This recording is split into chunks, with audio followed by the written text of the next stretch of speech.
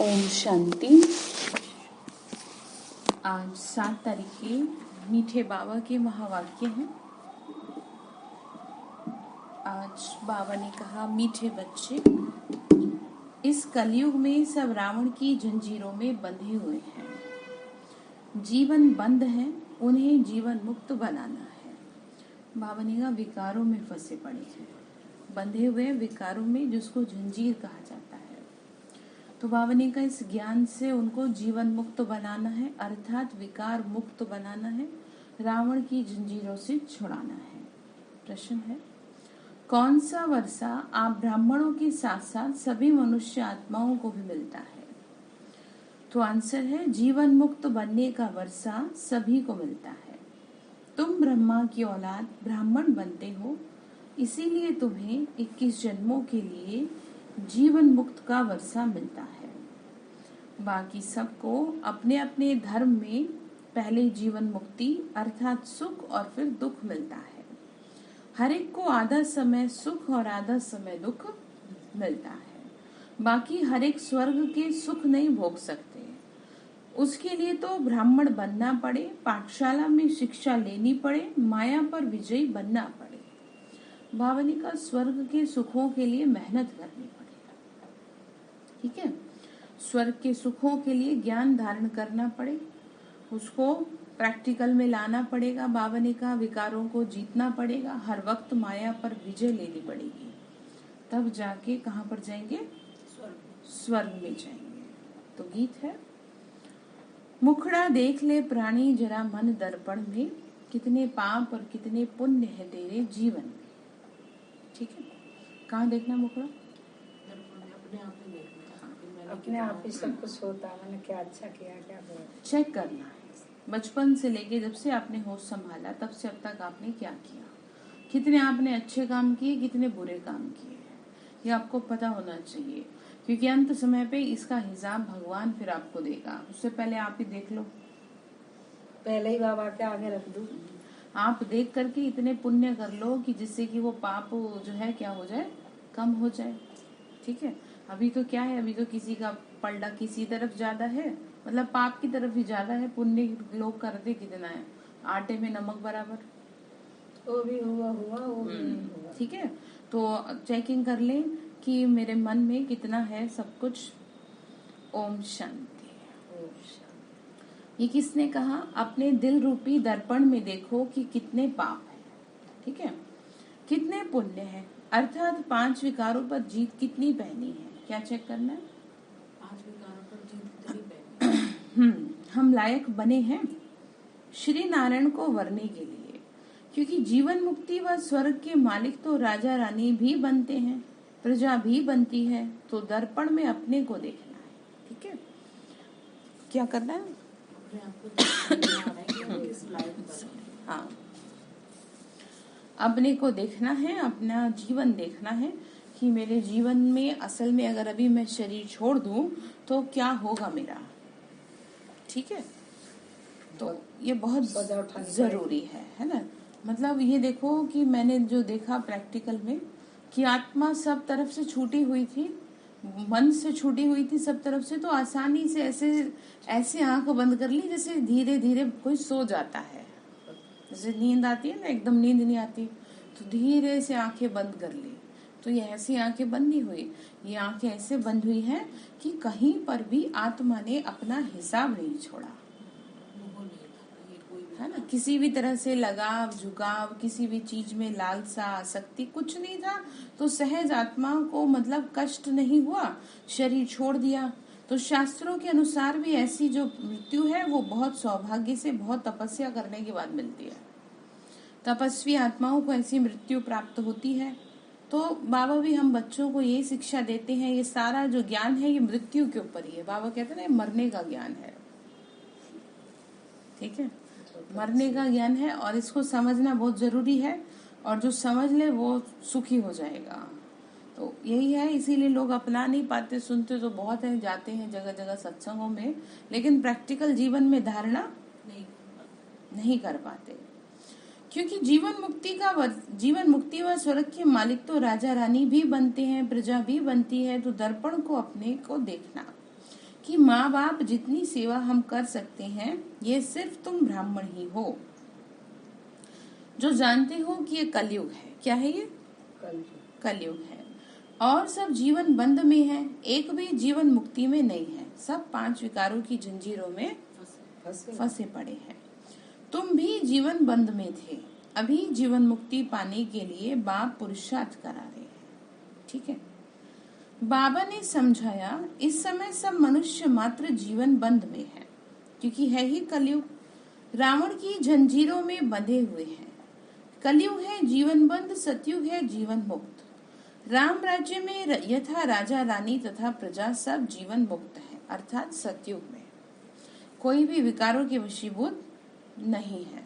यहाँ पर सब क्या है? जीवन बंध में है। रावण राज्य में जीवन बंद है, यथा राजा रानी तथा प्रजा। इस समय सभी मनुष्य मात्र जीवन बंद में है, तमो प्रधान दुखी है। कैसे सब दुखी है? यथा राजा रानी तथा प्रजा। इस समय सभी दुखी हैं। अब सबको सतो प्रधान में जाना है। कहाँ जाएंगे? अर्थात सतो प्रधान शुरू होता है सतयुग में। हर एक आत्मा को अपना अपना पार्ट बजाना है। आत्मा अपने अपने धर्म में जब आती है शांति धाम से, तो पहले जीवन मुक्त है। सतयुग त्रेता में किसी को जीवन बंद नहीं कहेंगे। ठीक है, क्योंकि आत्मा पूरी तरह से विकारों से मुक्त है। तो रावण की तो बात ही नहीं, तो जीवन बंद की बात ही नहीं, क्योंकि रावण राज्य ही नहीं है। और कलयुग में रावण राज्य सभी विकारों के वशीभूत है। सभी जंजीरों में फंसे पड़े हैं ना, बच्चा हो, बूढ़ा हो, जवान हो, सभी के सर पर विकार चढ़े हुए हैं। इसीलिए कहते हैं जीवन बंद है, जीवन मुक्त तो नहीं है, जीवन बंद है। यहाँ पर मनुष्य चाह कर भी विकारों से नहीं छूट पा रहा। बहुत ऐसे लोग हैं जो समझते हैं कि हमें अपने पे काम करना चाहिए, हमें इस बुराई को छोड़ना चाहिए, लेकिन वो छोड़ ही नहीं पा रहे। और इसलिए नहीं छोड़ पा रहे क्योंकि यथार्थ ज्ञान नहीं है, ताकत नहीं है। हमें बाबा क्या देता है? ताकत देता है। हम भी तो उसी दुनिया में रहते हैं, हम भी उन्हीं समाज के बीच में रहते हैं, तो हम कैसे छोड़ लिए? ऐसे छोड़ लिए क्योंकि हमने ज्ञान योग को अपनाया। ठीक है, भगवान से जब ताकत मिलती है तो हर चीज आसान होती है। तो इसीलिए कहा है योग बल में बहुत ताकत होती है, योग बल से दुनिया परिवर्तन होती है। तो ये विकार क्या है? ठीक है, ऐसी नहीं तपस्वी आत्माएं प्रकृति को अपने कंट्रोल में कर लेती थी। पहले देखा ना, ऋषि मुनि तपस्या करने बैठते थे, आंधी तूफान आ रहा होता था, उनके पास से होकर के वापस चला जाता था। जबकि प्रकृति को कंट्रोल में करना किसी के बस की बात नहीं है। भगवान भी उसमें कुछ नहीं कर सकता। आप समझ रहे? वो कुछ नहीं कर सकता। ये सिर्फ योगी आत्माएं करती हैं, जो स्वयं में ताकत भर लेते हैं और उससे ताकत भर लेते हैं। ठीक है, मनुष्य से नहीं, भगवान से जो शक्ति भर लेता है तो वो हर चीज को अपने कंट्रोल में कर सकता है। तो घर में 2-4 लोग क्या है, फिर तो देख लेना चाहिए कि हमारा स्वयं में ताकत नहीं है, तभी घर वाले जो है सही तरीके से नहीं चल रहे, या कुछ ऐसा हो रहा है तो उसको सही करना चाहिए। मतलब अपने को आपको ना पहचानना चाहिए। आप अपने को साधारण समझ के बस ज्ञान योग कर रहे हैं जी, मुरली भी सुन रहे हैं, योग भी करते हैं, बैठते भी हैं, लेकिन रिजल्ट उतना नहीं दिखाई दे रहा जो दिखना चाहिए। जो लगन आपकी दिखनी चाहिए, उससे जो परिवर्तन दिखता है, वो परिवर्तन दिखाई इसलिए नहीं दे रहा क्योंकि आप सिर्फ नियम निभा रहे हैं। नियम निभाना जीवन की शोभा है, अच्छी बात है, लेकिन वही सफिशिएंट नहीं है, वो आपको पार नहीं कर देगा।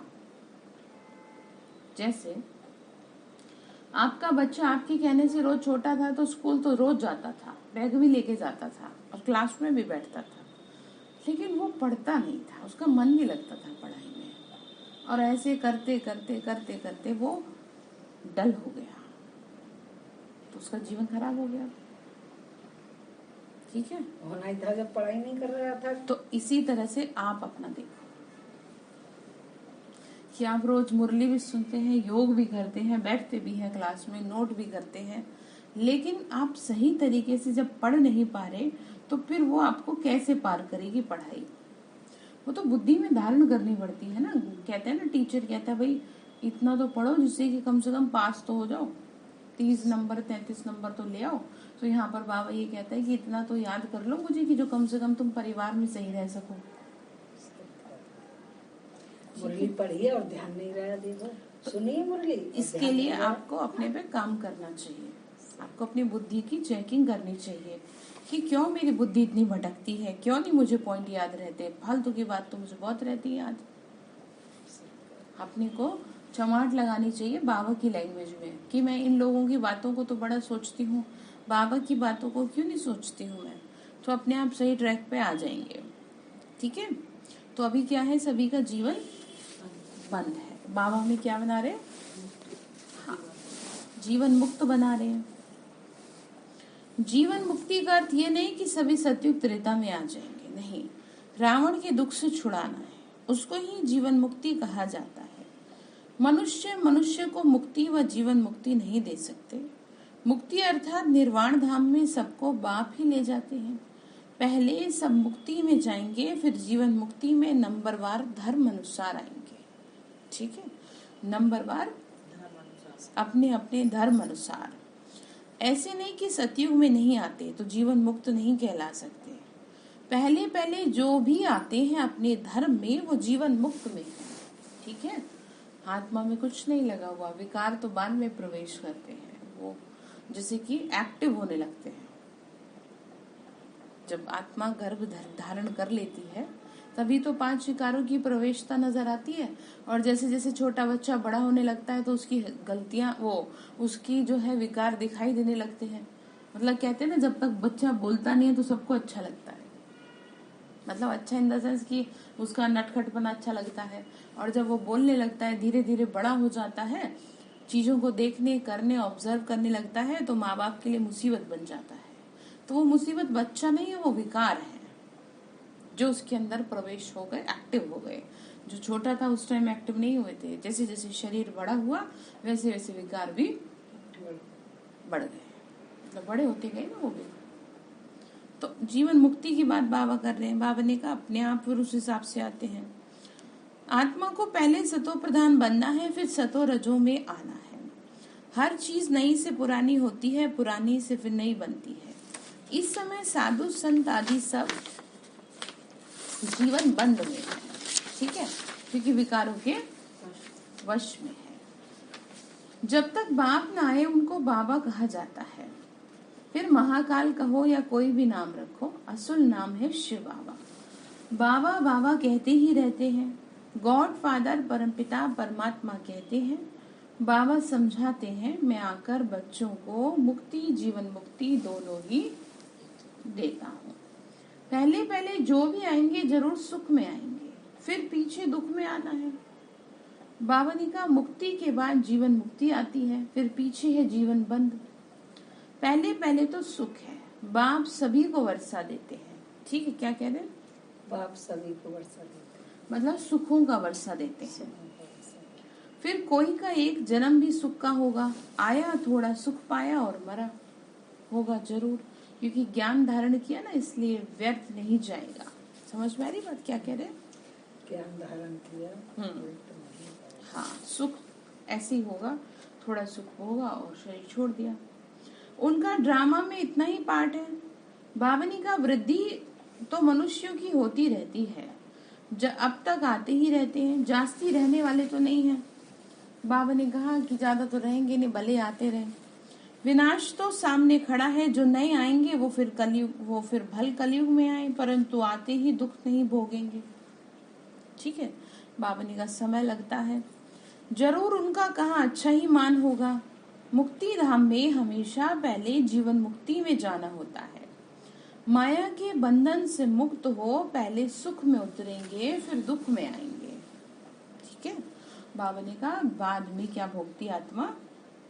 दुख भोगती, पहले सुख भोगती। इस समय सब जर्जरीभूत अवस्था को पाए हैं, अपना सुख और दुख का पाठ बजाए। सब मुक्ति और जीवन मुक्ति धाम में आएंगे। मुक्ति है ही वाया, जाएंगे फिर आएंगे जरूर। ठीक है, ऐसे नहीं कि बैठ जाएंगे, थोड़ा समय बैठेंगे फिर बाद में अपना आएंगे। सारी दुनिया के मनुष्य मात्र जो जिस जिस धर्म में आए वो फिर से आएंगे। जनक को भी जीवन मुक्ति मिली। ऐसे नहीं कि राजा इस समय नहीं है, वह भी पिछाड़ी में आकर ज्ञान लेंगे। जीवन मुक्ति तो सबको मिलती है, परंतु नंबरवार, हाँ जी जगरोशनी में क्या कह रहे हैं, नंबरवार पुरुषार्थ अनुसार। ठीक है, मतलब सतयुग में आत्माएं सब आएंगी जो ज्ञान ले रही हैं, लेकिन आएंगी कैसे?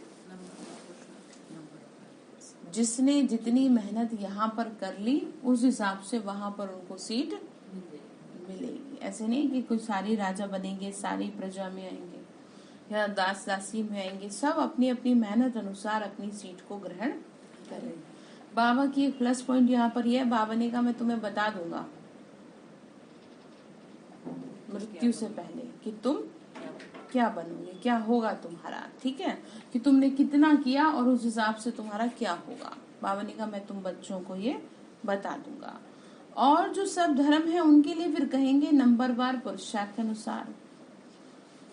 बाबा ने कहा जो भी देवी देवता धर्म और धर्मों में चले गए हैं वो सब निकल आएंगे, सबको वापस आना है। ठीक है, पहले ब्राह्मण बनना है। यूं ब्रह्मा की औलाद तो सब है, परंतु ब्राह्मण तो सब नहीं बनेंगे। ठीक है, समझने की बातें हैं। जो ब्राह्मण बनते हैं उन्हें 21 जन्मों के लिए जीवन मुक्ति मिलती है। मतलब बताओ जो ब्राह्मण बनेंगे उनको 21 जन्मों के लिए और इसका मतलब क्या है? इसका मतलब ये है कि जिसने ये ज्ञान धारण किया वो 21 जन्मों के लिए सुखी हो जाएगा, स्वर्ग में आ जाएगा, है ना, दुखों से मुक्त हो जाएगा, विकारों से मुक्त रहेगा। राज गद्दी पर भी बैठते हैं तो राजयोग सीखना पड़े, ये पाठशाला है, पाठशाला में शिक्षा लेनी पड़े। ठीक है, मतलब पढ़ाई पढ़नी पड़े। कायदे भी बहुत है, एक बार लक्ष्य मिल गया फिर विलायत में रहकर भी पढ़ सकते हैं। बरोबर हम शिव बाबा के बच्चे हैं, वर्षा लेंगे, पत्र भी लिखते हैं। बाबा रावण का भूत सताता है, कभी काम का कभी क्रोध का हल्का नशा आता है। तो बाबा कहते हैं इन पर तुमको विजय पानी। ठीक है, क्या कह रहे बाबा? ठीक है, अब विकार तो आएंगे क्योंकि आप दुनिया में कैसे रह रहे हो। जैसे लोग कहीं दूसरी जगह जाते हैं, दूसरे देश में जाते हैं, तो ऐसा हो नहीं सकता कि वहाँ की भाषा, वहाँ का खान पान आपको ना अपनाना पड़े, अपनाना पड़ेगा जैसे देश। तो बाबा यही कहते हैं कि अब तुम यहाँ बैठे हो रावण के राज्य में, ऐसा हो नहीं सकता कि विकार तुम्हें तंग ना करे। परंतु बाबा कहते हैं तुम मूर्ख थोड़ी हो, तुम्हें समझ तो है, तो तुम विजय प्राप्त करो। जब तक किसी बात की नॉलेज नहीं होती तब तक माफ कर दिया जाता है, और जब आपको सारी चीजों का पता है, उसका पास्ट भी पता है, प्रेजेंट भी पता है, और उसको करने से फ्यूचर क्या होगा वो भी पता है, उसके बावजूद भी अगर आप उसको सही नहीं करेंगे, नहीं उस विकार को छोड़ेंगे, तो सजा के भागी बनेंगे। ठीक है ना, इनोसेंट नादान तो तब कहा जाएगा ना आपको जब आपको उस बात का ज्ञान ही नहीं था। तो बाबा ने कहा तुमको, बाबा ये नहीं कह रहे वो विकार नहीं तंग करेंगे, बाबा ने कहा विकार तो तंग करेंगे, तुमको तो विजय पानी है। ठीक है, ज्ञान तलवार हमेशा बीच में रखो, अपने सामने रखो। ठीक है, तो विजय प्राप्त कर लेंगे। बाबा ने समझाया जीवन मुक्ति तो सबको मिलनी है, इसका मतलब ये नहीं कि सब स्वर्ग में आएंगे, सभी चाहते हैं कि हमको मुक्ति चाहिए। समझो जो पिछाड़ी में आते हैं पाठ बजाने, तो बाकी इतना समय मुक्ति में होंगे, कितनी शांति मिल जाती है। 4500 वर्ष अथवा 4500 शांति में रहते हैं, फिर उनका पाठ ही ऐसा है। हम फिर सुख और शांति दोनों में रहते हैं। ऐसे नहीं कि मनुष्य चाहे बस उनको उन जैसी ही शांति चाहिए, ऐसा तो होता नहीं। शांति कैसे मिलेगी?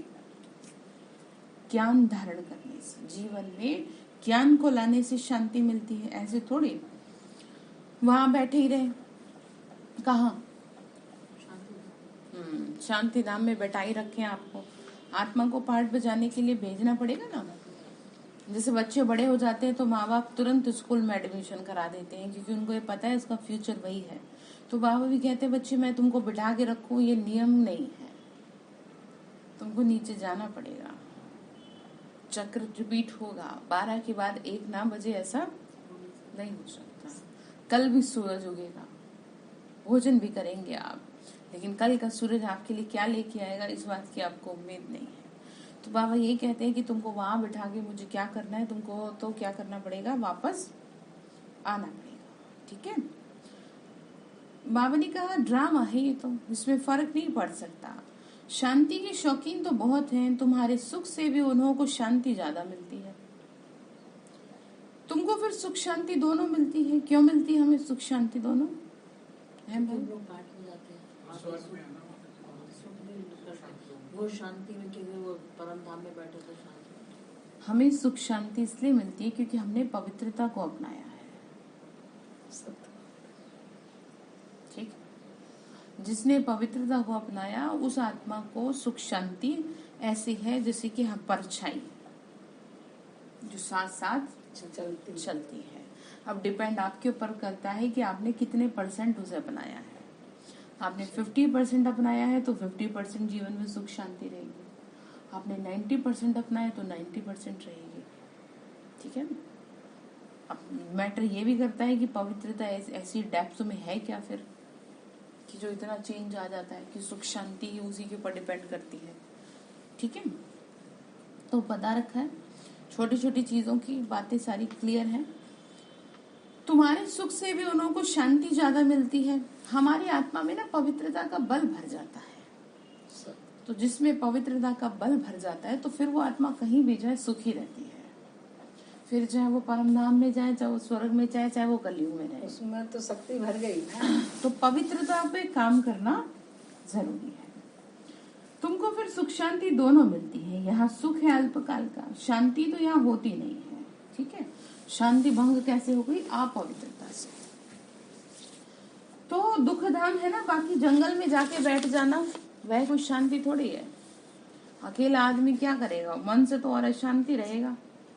किससे सर मारे, किससे बोले, पानी में पत्थर मारेगा वो वापस उसी के पास आ जाएगा। छींट बात समझ में आ रही है आपको?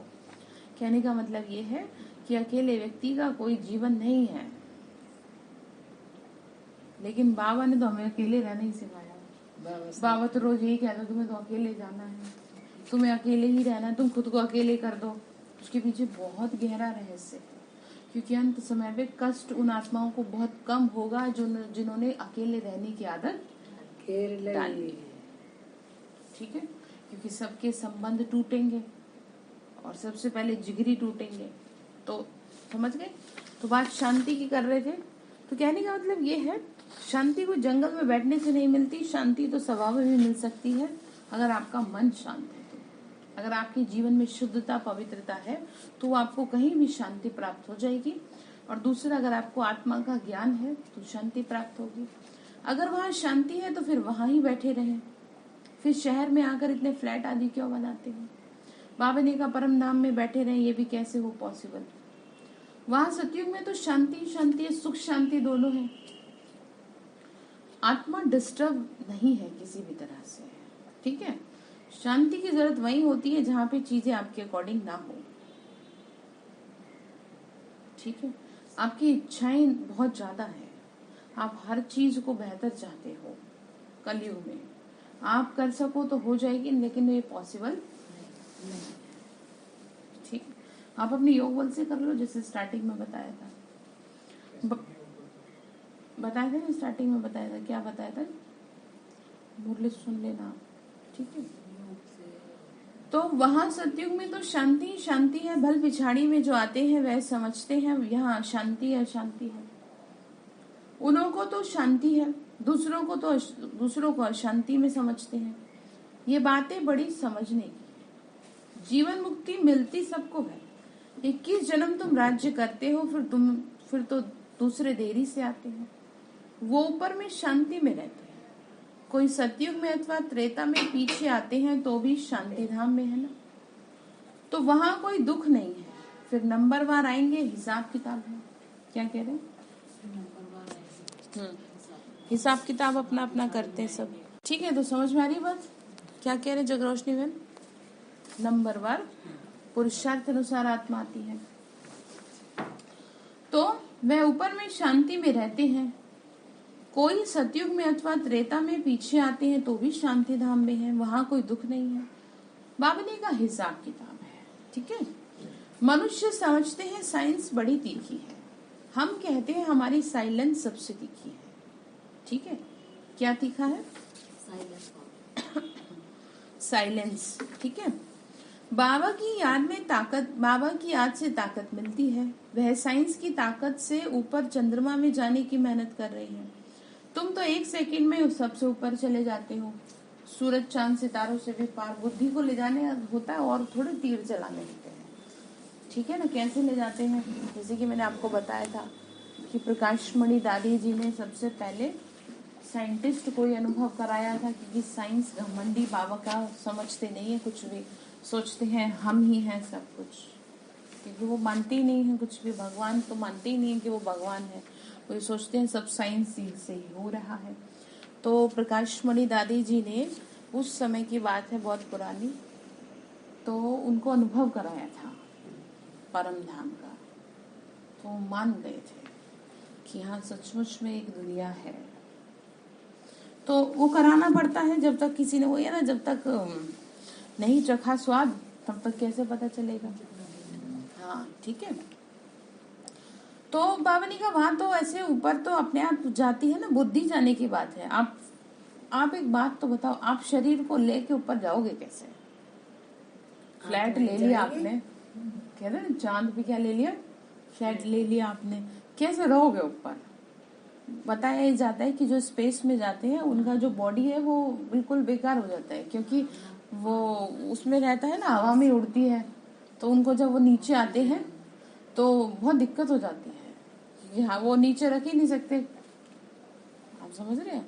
तो साइंस एक तरह से अगर कहें फायदे की चीज, उससे बड़ा नुकसान है कि जो बड़े बड़े साइंटिस्ट लोग जाते हैं, करते हैं, जो खोजबीन करते रहते हैं कुछ कुछ, तो हर वक्त उनका जीवन खतरे में रहता है।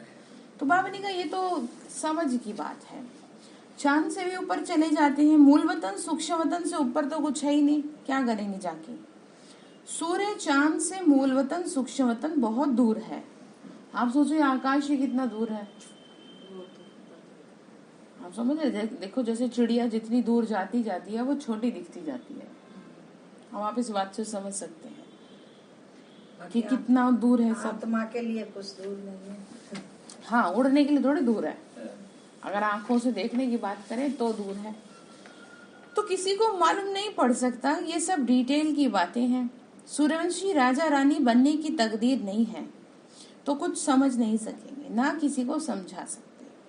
कोई ऐसे कह न सके कि मुक्ति, जीवन मुक्ति का ज्ञान मेरे में है। जनक का मिसाल है ना, सभी को जेल में डाल दिया। इस समय रावण ने सबको जेल में डाल दिया। कौन सी जेल?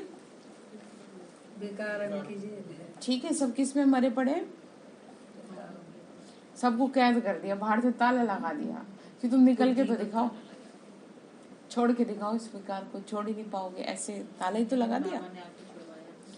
राम सबको छुड़ाते हैं, बाप द्वारा तुम निमित्त बने हो छुड़ाने के लिए। जो छूट गया वो दूसरे को छुड़ा रहा है, तो जो बाकी के जंजीरों में है उनको कष्ट हो रहा है कि ये कैसे छूट गया, ये तो हमारी पार्टी का आदमी था।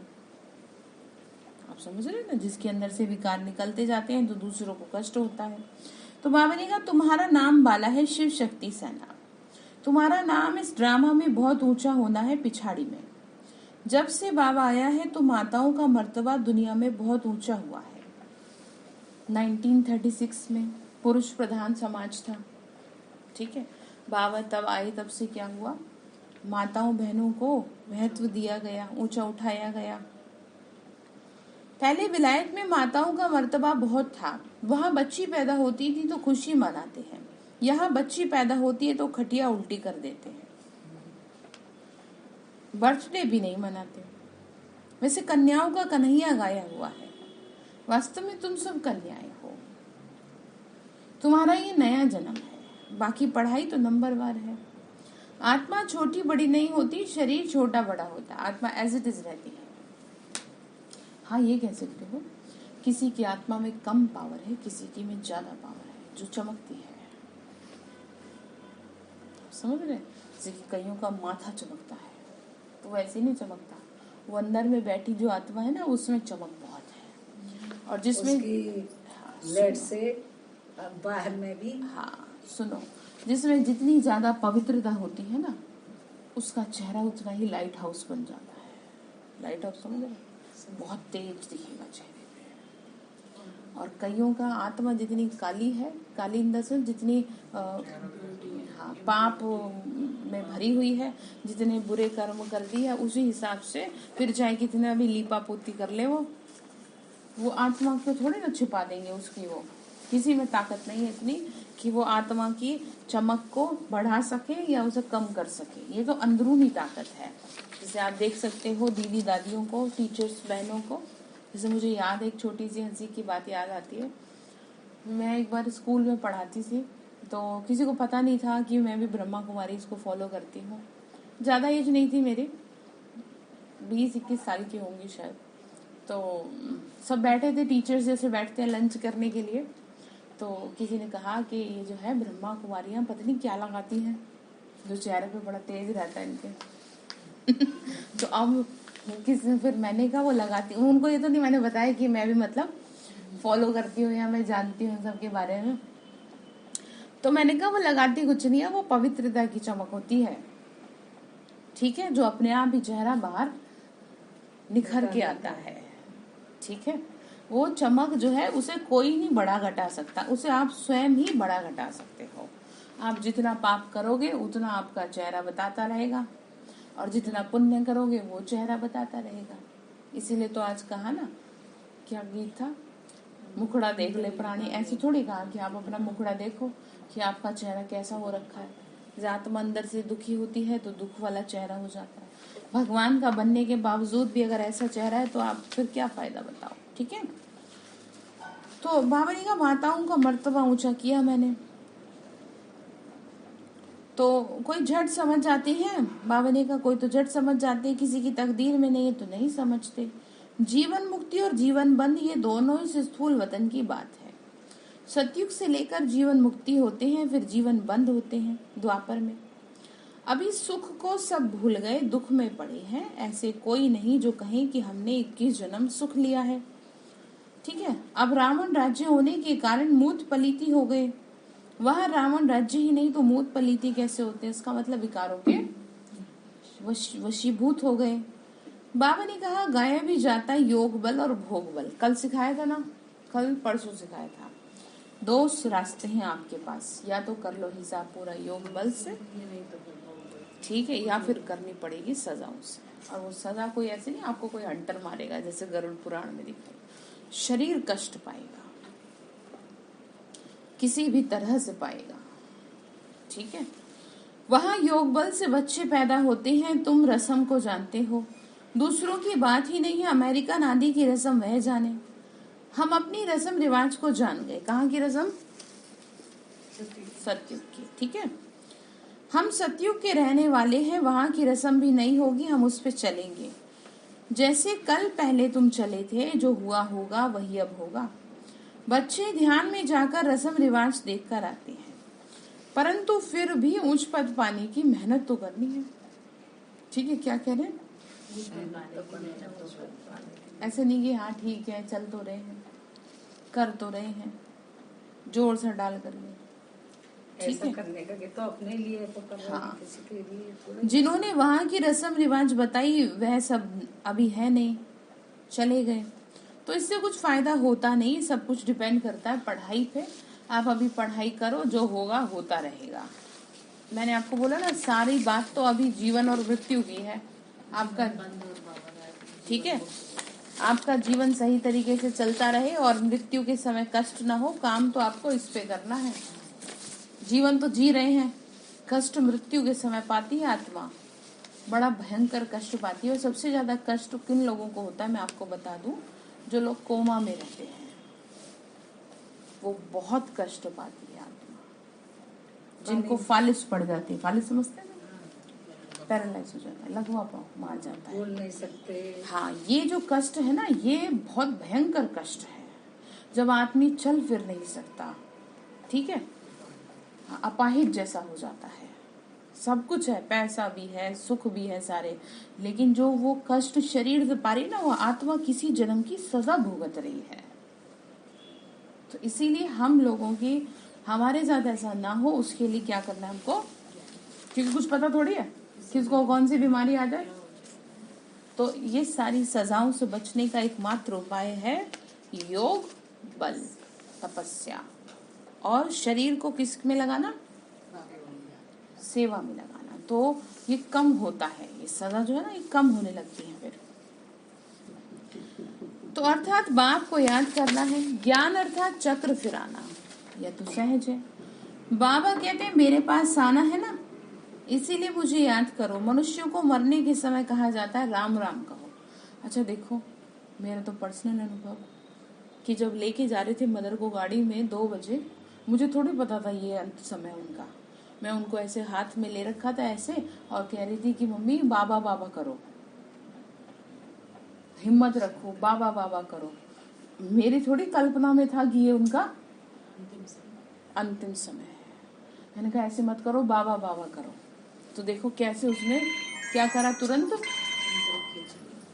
टच करा और उस आत्मा को मैसेज दिलवाया कि तुम हिम्मत रखो, शरीर छूट रहा है तो बाबा बाबा करो, तो क्या होगा, सहजता से चले जाए। तो कितनी गहरी बात है ये, नहीं?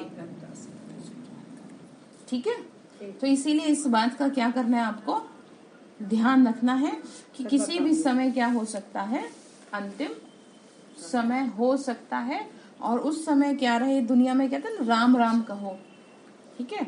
अर्थ तो कुछ भी समझते नहीं, श्री कृष्ण कहने से तो वहां पहुंच ही नहीं, वहां पहुंच तो नहीं जाते, ले जाने वाला बाप है। विक्रम विनाश बगैर तुम वापस कैसे जाएंगे। अभी सबकी कयामत का समय, ऐसा नहीं किसी एक की कयामत। ठीक है। और कहा ऐसा जाता है जो आत्माएं जा रही हैं, पुरानी योगी तपस्वी आत्माएं हैं वो, और वो बाबा उनसे क्या करवा रहा है, साकाश की सेवा करवा रहा है। तो दुनिया में भी लोग कहते हैं ना कि अच्छे लोगों को भगवान की जरूरत होती है। तो ये प्रैक्टिकल में बात देख ली कि जिसको कष्ट दिलाने हैं, जिसको सजा देनी है, उसे यही है, क्योंकि ऊपर में तो कोई सजा है ही नहीं, सजा तो सारी यहीं पर है। और आत्मा सजा तभी भुगतती है जब वो शरीर में रहती है। शरीर से निकलने के बाद तो जो आत्महत्या करते हैं उनको सजा होती है। कहते हैं 21 साल तक आत्मा भटकती है, नहीं मिलता उसे जन्म। फिर वो आत्मा ज्यादा दुख पाती है। हाँ, वो बहुत दुख पाती है वो इतना, और वो अपनी वजह, वो खुद तो दुखी होती है, वो जो उसके मित्र संबंधी है वो भी परेशान होते हैं उसकी वजह से। अच्छा, ये अंदर ही अंदर चलता है, माइंड टू माइंड, क्योंकि वो किसी को दिख तो रही नहीं है। जैसे आप बिना मतलब दुखी रहोगे और सोचो 21 साल आप भटकोगे, आपको जन्म नहीं मिलेगा, तो वो हो गया आत्मा को कष्ट ऐसे मरने के बाद। और जीते जी कष्ट रहेगा शरीर में रह के। ठीक है। तो कयामत की बात कर रहे हैं, फिर अपने अपने समय पर आएंगे। ये पॉइंट धारण करनी है, नोट करनी है। तुमको माता पिता को फॉलो करना चाहिए। मम्मा कभी किसी को तंग नहीं करती थी। कईयों की बहुत रिपोर्ट आती है मैनर्स नहीं है। परमात्मा पढ़ाते हैं, कितना दिमाग चाहिए। अपनी चलन वाले पर सभी का, अच्छी चलन वाले पर सभी का प्यार रहेगा। कोई तो बड़ा तंग करते हैं, अपने आप को ही चमाट मारते हैं तो पद भ्रष्ट हो जाता है। गाया भी जाता है, हिंदू लोगों ने अपने आप को चमाट मारी। कैसे चमाट मारी, अपना धर्म भूल गए, ये चमाट है। ठीक है। क्या थे और क्या हो गए, अपने को साधारण समझ के बैठे हैं, तो ये चमाट ही तो है कि आप भूल गए अपने आप को। ईश्वर जो राज्य, जैसे किसी को श्राप नहीं दे देते कि जा तू अपनी सारी शक्ति को भूल जा, जैसे हनुमान को कह दिया था, और भी बहुत लोगों को कह दिया था। वो उन्होंने कहा तो फायदे के लिए था, लेकिन हो तो नुकसान जाता है। तो कहा था कि जब उसको याद दिलाएंगे तो शक्ति याद आ जाएगी। लेकिन यहाँ पर वो शक्ति, वही बाबा कह रहा है, क्यों सुना रहा है, इसलिए सुना रहा है कि क्या पता इनको आज नहीं तो कल से याद आ जाए। तो श्राप किसने दिया, रावण ने। ठीक है। शास्त्रों में दिखाया है कि भगवान कहते हैं कि मैं सर्वव्यापी हूँ, परंतु भगवान खुद कहते हैं मैं कोई तुम्हारे जैसे थोड़ी हूँ, शरीर थोड़ी धारण करता हूँ, तुम्हारे जैसे नैन नक्श नहीं है मेरा रूप कैसा है, ज्योतिबिंदु। तो तुम्हारे जैसे थोड़ी हूँ जो अपने को चमाट मारूंगा। मतलब समझ गए, विकारों के वशीभूत हो आत्मा, ऐसा तो नहीं है। क्या मैं कुत्ता बिल्ली में हूँ? बाबा कहते हैं तुमने मेरी ग्लानि की है, ये भी ड्रामा है, फिर भी ऐसा ही होगा। ठीक है, फिक्स हो गई चीजें, फिर ऐसा ही होगा। अच्छा, मीठे मीठे सिक्के लदे बच्चों प्रति माता पिता बाप दादा का याद प्यार और गुड मॉर्निंग। रूहानी बाप की रूहानी बच्चों को नमस्ते। हम रूहानी बच्चों की रूहानी माता पिता बाप दादा को नमस्ते। नमस्ते बाबा, नमस्ते। शुक्रिया बाबा, शुक्रिया बाबा, शुक्रिया। धारणा के लिए मुख्य सार है कोई भी उल्टी चलन नहीं चलना।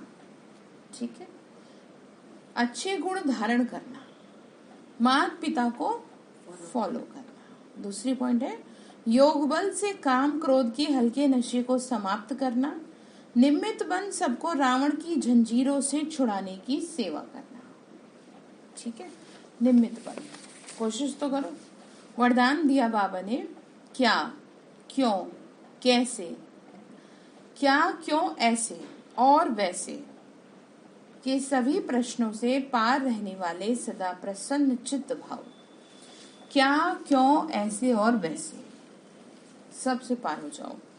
जो प्रसन्न चित्त आत्माएं हैं वो स्व के संबंध में व सर्व के संबंध में, प्रकृति के संबंध में किसी भी समय किसी भी बात में संकल्प मात्र भी क्वेश्चन नहीं उठाएंगे किसी भी तरह। ठीक है, यह ऐसा क्यों, वाह यह क्या हो रहा है, ऐसे भी होता है क्या, प्रसन्न चित्त आत्मा के संकल्प में हर कर्म को करते देखते सुनते सोचते यही रहता है कि जो हो रहा है वह मेरे लिए अच्छा है और सदा अच्छा ही होना है।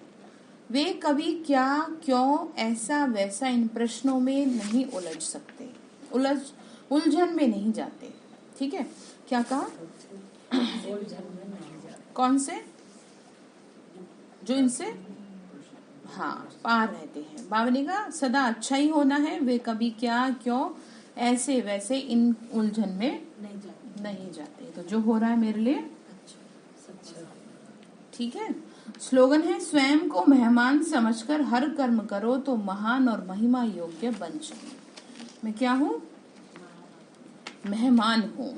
ठीक है, मेहमान समझ के कर्म करें, ध्यान रखें। तो आज के लिए आपका होमवर्क ये है, आपको क्या, क्यों, ऐसे वैसे सबसे पार जाना है। ठीक है, अच्छा, ओम शांति।